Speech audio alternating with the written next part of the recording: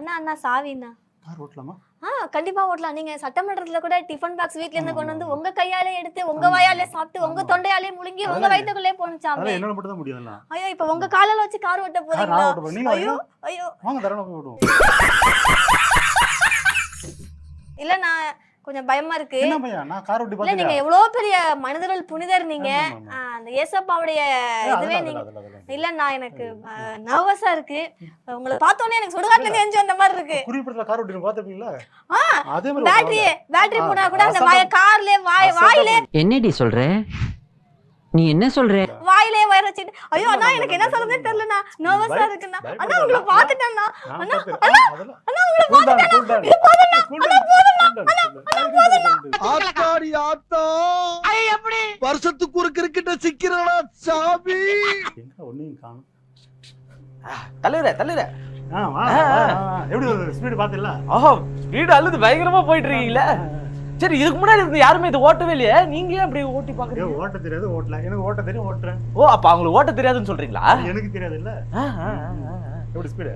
Speed அழுது. சரி ஏன் இந்த சட்டமன்றத்துக்குள்ளேயே ஓட்டுறீங்க? வெளியே போய் ஓட்டலாம்ல? வெளியே போனா ஆக்சிடென்ட் ஆகும், 4 பேர் சாவானுங்க. எதுக்கு அதை உள்ள ஓடி? ஓ அப்படியா? சரி சரி சரி தலைவரே, இப்ப எதுக்கு இப்ப திடீர்னு இந்த ஓட்டுறது எல்லாம் ஆய்வு பண்றது? முன்னால வந்து மக்கள் யாரும் திரும்பி பார்க்கல, மாற்றம்னு கேட்டாங்க. சரி நானும் இந்த மாதிரி ட்ரை பண்ணி எதுவும் கண்டுக்கல. அதான் ஒரு சாஸ் எடுத்து போடுவோமே அப்படின்னு போட்டுக்கிறேன். ஓ அதனாலதான். அதுக்குதான் சோசியல் மீடியா ஃபுல்லா வைரல் ஆகலாம். 10 மில்லியன் ஃபாலோ வந்துடும். தலைவரே இப்பயே பாருங்க, உடனே நான் ரீல்ஸ் எடுத்து எல்லாரையும் போட சொல்றேன். பாத்தீங்களா ஃப்ரெண்ட்ஸ், எங்க அண்ணன் தான் ரீல்ஸ். ஐயோ ரீல்ஸ் உண்மை வளர்ட்டேன் தலைவரே. எங்க அண்ணன் பாருங்க ஆய்வு பண்ணி எப்படி எல்லாம் செக் பண்றாரு. மாதிரி யாரு செக் பண்ணுவா? இதுக்கு முன்னாடி இருந்து யாரு இந்த மாதிரி பண்ணா?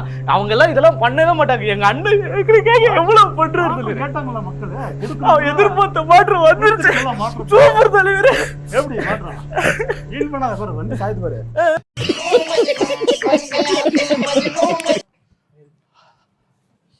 தம்பி விளையாட்டுத்துறையில எல்லாம் எப்படி இருக்கு? நல்லா இருக்கா? சிறப்பா போயிட்டு இருக்கு சார். சிறப்பா போயிட்டு இருக்கா? சரி சரி. இந்த கால்ல ஷூ இல்லாம இருக்கா சார்? இல்ல சார் ஷூ இல்ல சார். ஏன் இல்ல சார்? காசு இல்ல சார். ஐயோ நம்ம ஆட்சியில வந்து ஷூ இல்லாம போய் ஷூ வாங்கிட்டு ஓடு. போய் ஒரு ஷூ வாங்கிட்டு வா. இது வந்து ஷூ மாட்டிக்க. அது வந்து ரீல்ஸ் எடுத்து போடணும். இது மாதிரி மினிஸ்டர் வந்தாரு, இது மாதிரி ஷூ எல்லாம் வாங்கி கொடுத்தாரு. அதெல்லாம் வந்து நீ வந்து சொல்லிட்டே இருக்கணும். சரியா? நல்லா இது பண்ணு, நல்லா விளையாடணும். நம்ம விளையாட்டுத்துறை தான் ரொம்ப அதிகமா சூப்பரா இது. நான் பாருங்க, நான் இருக்கிறேன்.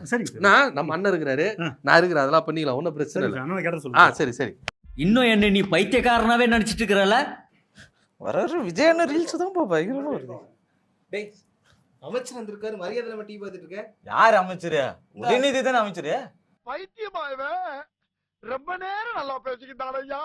டேய் எங்க அண்ணன்டா. உனக்கு என்ன யாரு இந்த அமைச்சர் தெரியாத? ஏந்திரு. 10 நாளா ஊர்ல இல்லைங்க சார். வாங்க வாங்க. என்ன இந்த பக்கம்? இது மட்டும் இருந்து நான் தான் விளையாட்டுத்துறை அமைச்சர். புரியுதா?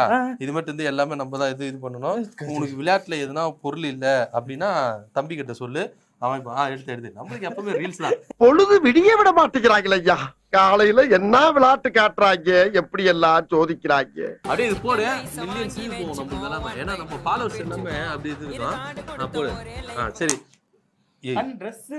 என்னையா ட்ரெஸ் இல்லாம இருக்க? ஒரு அமைச்சர் வந்திருக்க, ட்ரெஸ் போய் ட்ரெஸ் எடுத்துனோம். போ ட்ரெஸ் எடுத்துனோம் போ. அமைச்சர் நீ பாருங்க, ட்ரெஸ் இல்லாமலாம் இருக்க கூடாது. நம்ம ஆட்சியில யாருமே ட்ரெஸ் இல்லாம, காலில் செருப்பு இல்லாம, எதுவுமே இல்லாம இருக்கும். ஐயா இது என் ரூம். நான் ரூம்ல சட்டை போடாம நான் பாட்டு ஃப்ரீயா இருக்கிற வேக்காட்டுக்கு நீங்க ட்ரெஸ் கொடுக்குறீங்க. என்னடா பொசுக்கு மரியாதை பேசிவிட்ட? நீ பாத்ரூம் போனா கூட ட்ரெஸ்ஸோட தான் போகணும். ஏன்னா எங்க ஆட்சி வந்து இல்லாதவங்களுக்கு குடுக்குறது தான் எங்க ஆட்சி. இந்த பீரோ ஃபுல்லா இருக்குது. யா பரவாயில்ல, இதை வச்சுக்கோ, ஒன்னும் வச்சுக்கோ. நீ வீட்டுல இருந்தாலும் சரி, பாத்ரூம்ல இருந்தாலும் சரி. கேமரா எடுக்காதடா, எடுக்க. நீ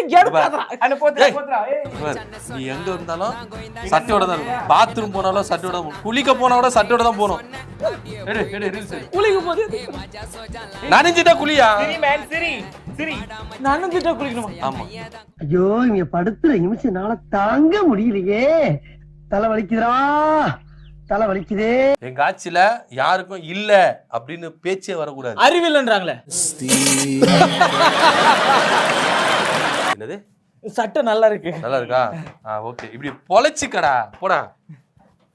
எதுக்கு வராடுங்க, எதுக்கு போராடுங்கன்னே தெரியல. ஹலோ சொல்லுங்க சார். நீங்க தானே ஈரோடு எஸ்பி? ஆமா நீங்க. எனக்கு இம்மிடியேட்டா இந்த ஈரோடு மாவட்டத்தில் இருக்கக்கூடிய எல்லா கிரிமினல் வழக்கும் என் டேபிளுக்கு வரணும். அந்த ஃபைல் 5 நிமிஷத்துல என் டேபிள்ல இருக்கணும். குயிக்கா வாங்க. ஆத்தாடி ஆத்தா வருஷத்துக்கு ஒரு கிரிக்கெட்ட சிக்கிறடா சாமி. சார் நீங்க யாருன்னு சொல்லுங்களேன். சார் என்ன தெரியலையா? என் நம்பர் கூட நீங்க சேவ் பண்ணலையா? நான் தான் ஈரோடு மேற்கோட எம்எல்ஏ. ஆனந்த் மோகன் சார். Okay okay okay. இமிடியேட்டா 5 நிமிஷத்துல நீங்க என் ஆபீஸ்ல இருக்கணும். புரியுதா? Yeah okay. வணக்கம் கலெக்டர் சார். ஆக்சுவலா இந்த மாவட்டத்தோட எம்எல்ஏ ஆனந்த் மோகன் வந்து எனக்கு கால் பண்ணாங்க. ரொம்ப ஹார்ஷா பேசினாங்க. எனக்கு 5 மினிட்ஸ்ல எனக்கு இந்த மாவட்டத்துல இருக்கிற கிரிமினல்ஸ் குற்ற வழக்குகள் ஃபைல்லாம் வேணும் அப்படின்ற மாதிரி கேக்குறாங்க. ஃபர்ஸ்ட் ஆஃப் ஆல் அவங்க வந்து ஒரு மக்கள் பிரதிநிதி தான், எம்எல்ஏ தான். அவங்களுக்கு லிமிடேஷன்ஸ் இருக்குது. அதெல்லாம் தாண்டி நீ இப்பவே நீ கொண்டு வரணும்னு ஒரு எஸ்பி கிட்ட ரூல்ஸ் போட அவங்களுக்கு என்ன அதிகாரம் இருக்குன்னு எனக்கு தெரியல. என்னடா பொசுக்குன்னு மரியாதை பேசிவிட்ட? ஆர்வத்துல பண்ணிருப்பாங்க. இல்ல ஒரு அமைச்சர் அந்த ரேஞ்சில இருந்தாங்கன்னா அவங்க வந்து சொல்லலாம், அவங்களுக்கு அந்த அதிகாரம் இருக்கு. எம்எல்ஏ தான் இவர் வந்து எனக்கு இந்த மாதிரி ரூல்ஸ் போட்டிருக்காரு, அதுவும் இமீடியட்டா வேணும், உடனே வேணும்ன்ற மாதிரி அவர் சொல்லியிருக்காரு. நம்ம மாத்திருவோம். அவருக்கு ஒரு ஆறுதல் பண்ணிட்டு பாரு, நம்ம அவரோட எக்ஸ்பிளைன் பண்ணுவோம். அவரோட எல்லை என்ன, அவருக்கு என்னென்ன வரைமுறை இருக்கு நம்ம அவர்கிட்ட சொல்லிட்டு அவரை நம்ம கொண்டு நீங்க டென்ஷன் ஆகுங்க, நம்ம பேசலாம். சால்வ் பண்ணுங்க. தம்பி யார்கிட்ட வந்தீங்க? ஃபர்ஸ்ட் வெளிய போங்க. நான் உங்க அப்பாடா. யாரா இருந்தானே இப்ப நான் எம்எல்ஏ கேட்டுதான் உள்ள வரணும். பா கேட்டுதான்ப்பா வந்தது. சொல்லு என்ன பண்றது. சரி எடுத்து தொலைச்சிட்டேன். கொஞ்சம் இந்த எஸ்பி கிட்டலாம் ஆர்டர் போடுற மாதிரி பேசுறியா? ஃபைல் எடுத்துட்டு வந்துட்டாங்களா? சொன்னேனே பா நீ மக்கள் பிரதிநிதி தான். நீ வந்து அவங்கள வந்து ஆர்டர் போடுறதோ ரூல்ஸ் போடுறதோ அப்படியான வேலைகள்லாம் நீங்க பண்ணக்கூடாது. என்னோட வேலை என்ன? வந்த உடனே இங்க சீர்திருத்த வேண்டாமா? மாவட்டத்தை வந்து முன்னேற்றண்டாமா? மாவட்டத்தை முன்னேற்றுறது மாவட்ட ஆட்சியரோட வேலைப்பா. நீ உன் தொகுதிக்கு உட்பட்டு அந்த தொகுதியில் என்ன பண்ணணுமோ அதை சரியாக பண்ணுறாங்களா கவனிக்கிறது மட்டும்தான் உன் வேலை. மக்களுக்கான பிரதிநிதித்துவத்தையும் அந்த திட்டங்களையும் கொண்டு போய் சேர்க்கறது தான் உன் வேலை. அதுக்காக அந்த அதிகாரிக்குன்னு உரிய மரியாதை இருக்குல்ல, அவங்கெல்லாம் படிச்சு வந்தவங்க. அவங்கெல்லாம் படிச்சு வந்தவங்க. மேடம் இந்த அவமானம் உனக்கு தேவையா? மரியாதை கொடுக்காமலாம் இல்ல, நல்லா தான் பேசினேன். என்னவா அப்படிலாம் பேசினா உன்னை பதவியில இருந்தே தூக்கிடுவாங்க. ஆட்சியே எப்படி எஸ்பி வேலையை விட்டு தூக்க முடியும்? தூக்க முடியும். அதுக்கான அதிகாரங்கள்லாம் இருக்கு. நீ மக்கள் பிரதிநிதி, மக்கள் தான் உன்னை தேர்ந்தெடுத்துக்காங்க.